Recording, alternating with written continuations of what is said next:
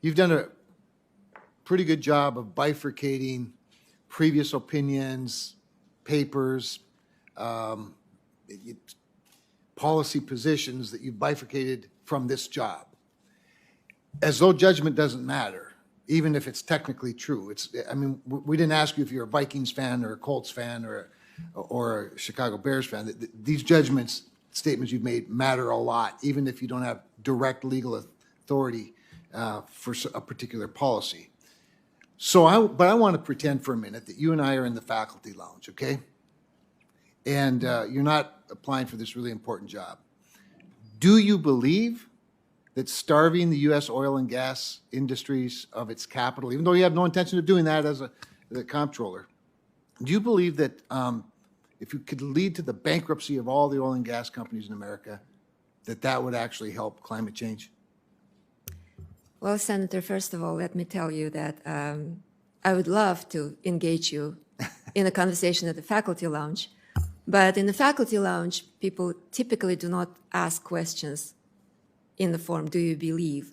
But I am very confident in telling you that I believe that the oil and gas industry is an important part of the American economy. However, I also believe that there are important issues in the long term. As a human being, as a person, as a mother, I want my child to live in the world that doesn't suffer from hurricanes of unusual proportions, from fires that devastate farms. All of that stuff is happening. I'm not an expert on climate change. What I do know is that the control of the currency, of course, is not a climate regulator. But, and I appreciate all of that. My question, though, is more about, and I'll make the point, America's role in this and America's role in the solution versus what people like John Kerry and Gina McCarthy are advocating, which is really transferring their climate guilt to polluting countries.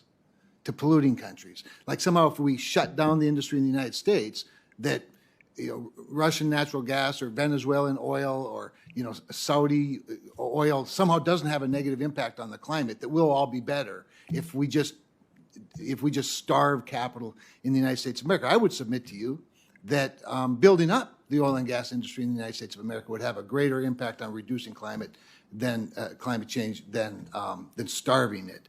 I want to get to another previous lecture, and I have to say it's really rich to be lectured by the senator from Massachusetts about vicious personal attacks. She spends 5 minutes pretty much every hearing doing exactly that, depending on who the witness is. But there's been a lot said about why it would be obvious that Wall Street banks don't support your nomination. Why do you suppose independent banks don't? Because the Independent Community Banks of America and several state independent banking groups also strongly oppose your nomination. It's not all about Wall Street. And so if you're such a pro-community banker, why do you think that they oppose you so strongly?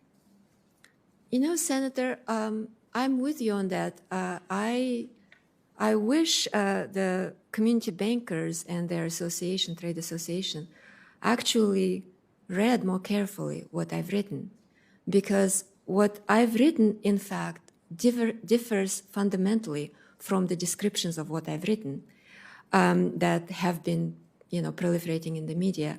I cannot speak to the reasons as to why a particular trade association supports or opposes a particular nomination. All I can say is that if I'm the comptroller, community banks will find no better or stronger ally than they would find in me. Okay, I'm going to try to drill down just a little more on this statement about socially suboptimal. And you've refused to answer what you believe a socially suboptimal industry might be. Do you think that